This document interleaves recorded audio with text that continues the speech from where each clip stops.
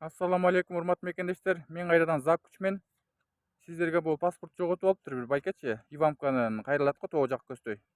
Аты Жолдошев Улан Шукуралиевич экен да. 78 жылкы байке экен да. Кемин шаарынан болот экен.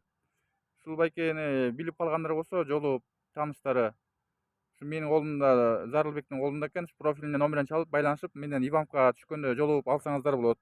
Менин да башымдан өткөн мында 2010 жылы, 2013 жылдары 2 жолу жоготуп, убара болгом. Бир 2 жумалап тияк бияка жүгүртөт больницадагыдай элечи.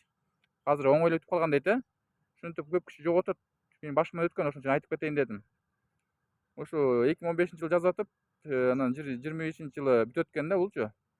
Жазатыптыр да 15 жылы. Жолдошев Улан Шукуралиевич дейт. 1978 жылкы экен да. 2025 жылы бүтөт экен да бул. Ошо 1 жылдын ичинде срогу. Ушуну таппай жоготуп алсаңар, Иванканын бурчунан түшүп атканда жоготуп алыптырсыңар, өзүңөр Кемин шаарынан болуп турбайсыңар, 1978 жылкы. Чүйө буласы. Жолдошев Улан Шукуралиевич байке. Менин колуман алыңыздар, профилимде номерим турат. TikTok'то, Instagram'да, YouTube ушул жактан чалышып байланышып. Убара дагы бул бир 2 эле күн болду. 19-унда эртең менен саат 7:30 шаарга барат. 7:30 таң атпай түшүп калсам эле таксиден түшө бермей эле жерде карасам эле жатат ушул паспортчу. Бүгүн жаттап алыңар главное. Ушуну таппай жүрсөңүздөр, менин колуман алыңыздар. Мынакей. Станцияда турасыңарбы, Иванкада турасыңарбы, Кеминден келатып ушул жакка конокко келгенсиңерби, ушуну оңоюраак таба алалы, акчаны дайын жок коротуп жүрбөйчү паспортко. Да 1 жыл кармагыла мунуңарды.